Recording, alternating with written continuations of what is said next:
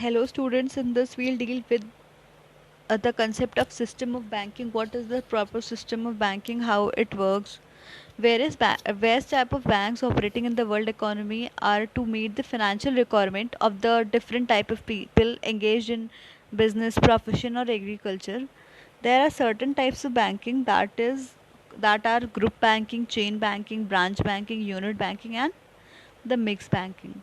The term banking may define as accepting of deposits of money from the public for lending or investing investments of that money which are repayable on demand or otherwise and withdraw by check, draft or order. So let's start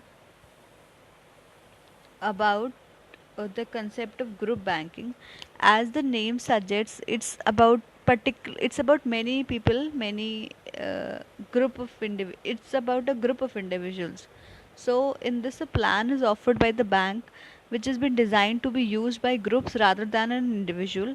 A common example we can say offered to is a company plan that has been offered to the employees.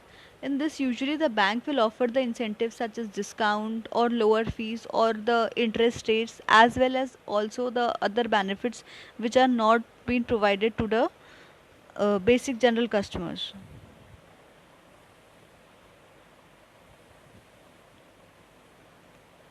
Then comes is chain banking. In this, uh, we can say about a form of bank governance that occurs when a small group of people controls at least three banks that are independently chartered. Usually, the controlling parties are majority or like shareholders people. Chain banking is a situation in which three or more banks that are independently chartered are controlled by a small group of people. Then comes mixed banking. In this, as the name suggests, it is many type of people, many banks are involved. It is a system of banking where a bank combines both the deposit banking as well as the investment banking.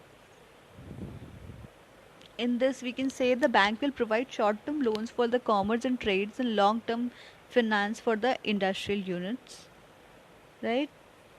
Then come the unit banking. In this, the banking system encourages either small independent banks or banks that are theoretically independent but are owned by a bank holding the company.